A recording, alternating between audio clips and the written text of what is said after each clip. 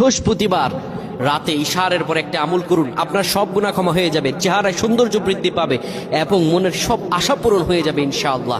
আপনি আল্লাহর কাছে যা দোয়া করবেন, যত পাপ আপনি করেছেন, কে নাই পাপ ছাড়া? প্রিয় ভাইরা আমার, আপনি আমলটি শেয়ার করে দিবেন। আপনি আমল না করে সওয়াব পেতে পারেন। সেটি কিভাবে জানেন? রাসূল সাল্লাল্লাহু আলাইহি ওয়াসাল্লাম বলেন, বাল্লিগু আন্নি ওয়ালাউ আয়া। একটি আয়াত, একটি হাদিস, একটি আমল যখন তুমি জানতে পারো, সেটি শেয়ার করে দাও, সেটি সবার কাছে, তোমার ভাইদের কাছে জানিয়ে দাও।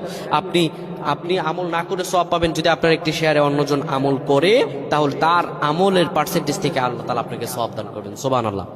বৃহস্পতিবার ইশার নামাজের পরে আপনি কিবলামুখী হয়ে যাবেন। রাসূলুল্লাহর শিখানো আমল, সে আমলটি হলো, নবীজি সাল্লাল্লাহু আলাইহি সাল্লাম বলেন, ইশারের পরে যে ব্যক্তি সূরাতুল মুলক তেলাওয়াত করবে, এই সূরাতুল মুলক তেলাওয়াত করার কারণে আল্লাহ রাব্বুল আলামিন তার গুনাহগুলো ক্ষমা করে দিবেন এবং কবরের মধ্যে তার আমলগুলো হবে একটা পাখির মতো হবে।